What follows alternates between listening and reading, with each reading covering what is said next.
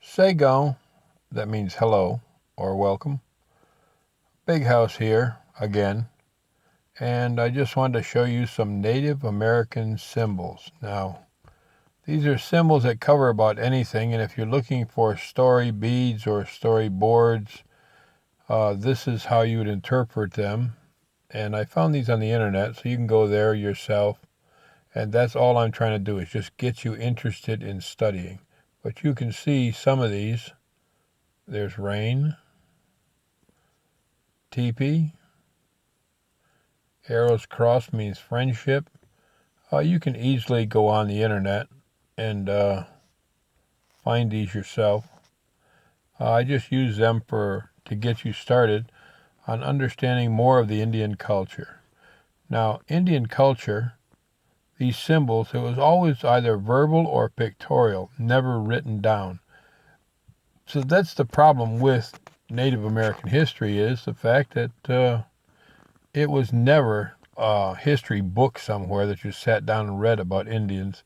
It's all been restored or recovered, but this was the original way of talking and conversing and documenting things, was by pictures. Now, understand that the Iroquois Mohawk Indian, as I study American history from the Indian side, I find that the Mohawk Indian originally, because they were warriors and a royal pain in the butt all the time because they were always fighting somebody, they started out way down at the Mexican border in Mohawk Mountain and Mohawk Valley.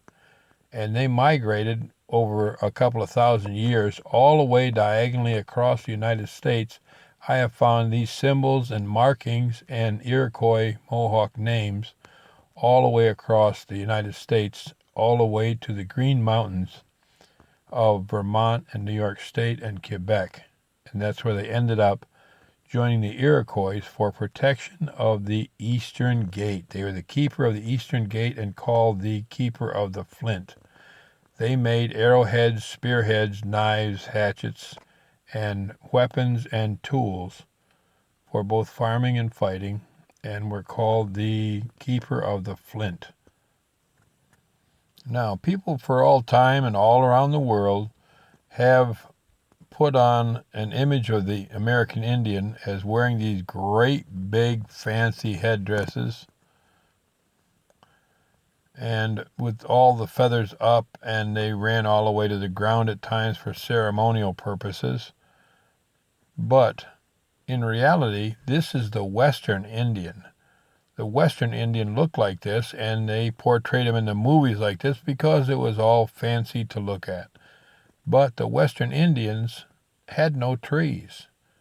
They either rode horses or went everywhere they went without running into trees.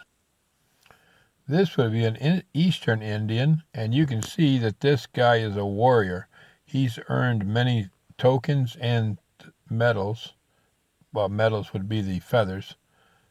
And this is armor, body armor in the front. So he's obviously a warrior, but the Mohawks were very easy to identify because of the leggings. Now, this is all battle gear, of course, armor.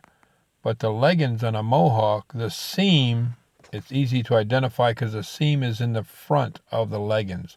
The leggings were worn for running. Mohawks never rode horses, or Eastern Indians never rode horses. They always ran everywhere they wanted to go. And they could run up to 100 miles nonstop. And I mean just moving, not so much running. There's a war club right there, and a shield and body armor. So we find out that the patterns on the Eastern Indians, they find out that the pattern, if you look at the symbols on an Indian, the Western Indians are all very sharp patterns. The Eastern Indians are all very rounded and smooth patterns. This that I hear is because of the shape of the mountains around them.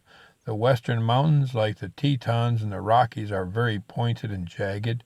So are the symbols. The symbols on the east from the Alleghenies and all the mountains are round because they're the oldest mountains on the continent. They're very rounded, and that's what the symbols signify. So if you look at the symbols on any Indian, you can tell where he's from. Another misnomer stereotype of the American Indian is we all lived in teepees. No, I found this on the internet, very interesting, and it's the different teepees of the different nations, Nez Perce, Cheyenne, Apache, Arapaho, and this would get you so you could identify a nation just by looking at the teepee. So the symbols and the style of the teepee was all done to show them who was living there. In the East, the Indians lived in longhouses, which were saplings bent over, tied together, and then in rows, and this is so they could easily be moved too.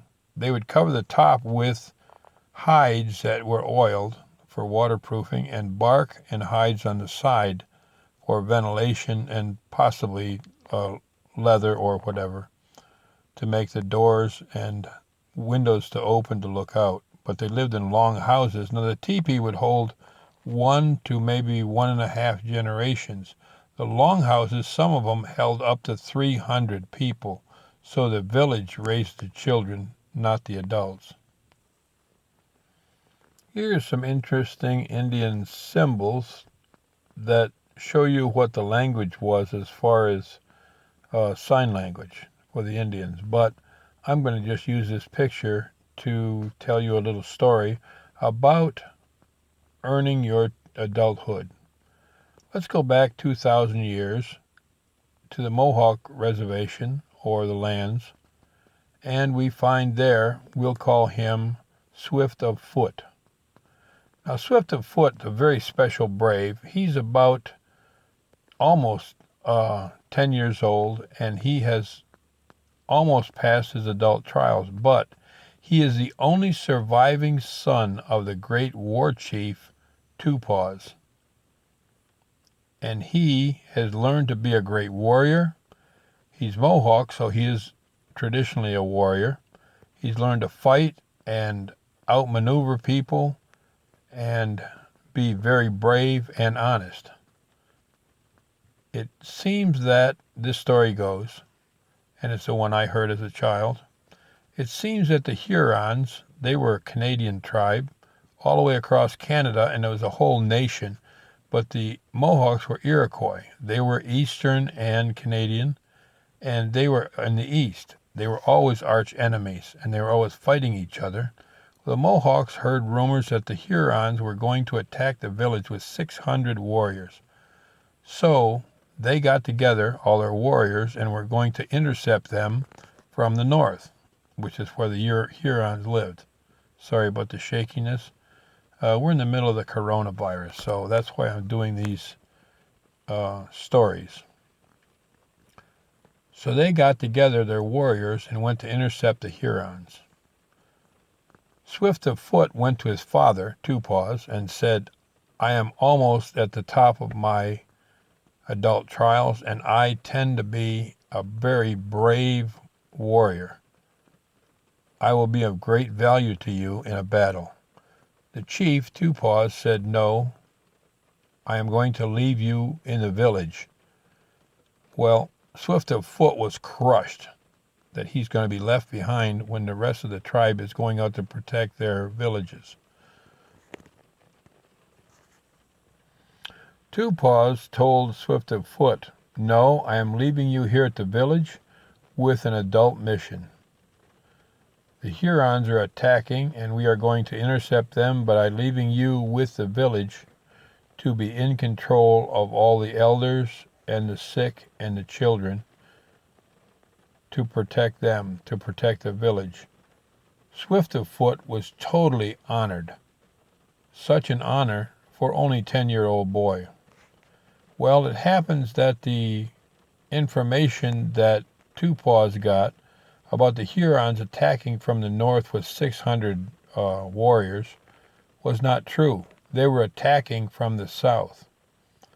And when they found this out, that they were all way far away from the village, and the Hurons were sweeping down on the village to attack and slaughter everybody, Two Paws immediately ran out and made a leather tether. He drove a stake in the ground at the end of his longhouse. He tied the tether to the stake and tied a very short leash to his ankle. Now the villagers all came, the elders and the women and the children came to him and said, "Swift of foot, are you crazy? Have you lost your mind? The Hurons are coming down to murder all of us. And your father has left you to protect the village. And you have staked yourself down to the door of your longhouse. Aren't you afraid?" And he said, "Yes, I am terrified." And they said, "Well, it's understandable. You're terrified of the Hurons." And he said, "No, not at all. I'm just afraid that there will be nobody to stand at this stake when the Hurons come to take my place when they have killed me." You talk about bravery.